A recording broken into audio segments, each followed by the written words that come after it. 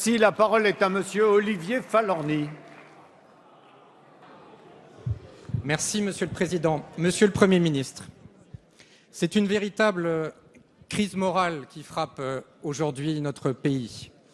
De plus en plus de nos concitoyens ne croient plus en la politique, ne croient plus en leur politique, et pire encore, ils en viennent à douter de leur intégrité. C'est profondément injuste, car l'immense majorité des élus sont des gens honnêtes et droits, mais une infime minorité souille l'honneur de la représentation nationale et fait beaucoup de mal à notre démocratie.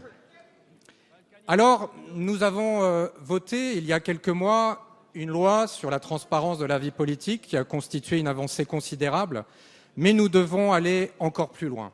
Par exemple, en exigeant de tout candidat à une élection un quitus fiscal, ou, autre exemple, en alourdissant très sévèrement les peines d'inéligibilité pour écarter définitivement de la vie politique tous les élus voyous.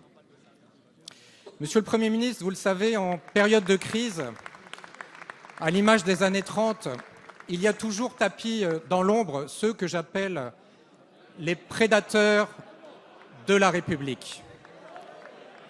Eh bien, ces loups qui viennent de tous les extrêmes, eh bien, ces loups, il faut les chasser. On ne chasse pas les loups en hurlant avec eux ou contre eux. On chasse les loups en chassant les brebis galeuses. Alors, Monsieur le Premier ministre, êtes-vous favorable à une nouvelle étape de la moralisation de la vie politique qui est plus que jamais aujourd'hui indispensable?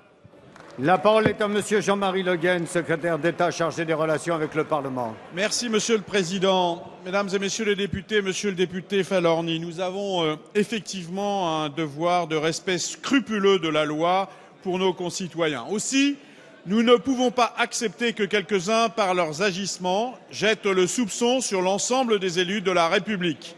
Il est de notre devoir de faire en sorte que toute infraction soit rapidement repérée et qu'elle fasse l'objet d'une sanction effective et dissuasive.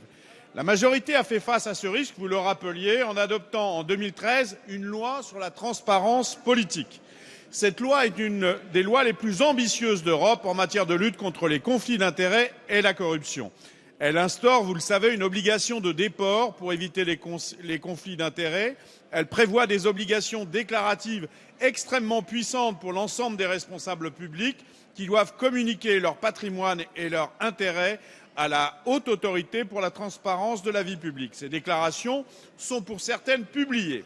Mais ne nous laissons pas abuser par le paradoxe que produit cette loi. Si nous découvrons aujourd'hui l'existence de certains agissements illégaux, ce n'est pas parce qu'ils sont devenus plus fréquents, c'est parce que par le passé, ils pouvaient être dissimulés ou passés sous silence. Tel n'est plus le cas aujourd'hui.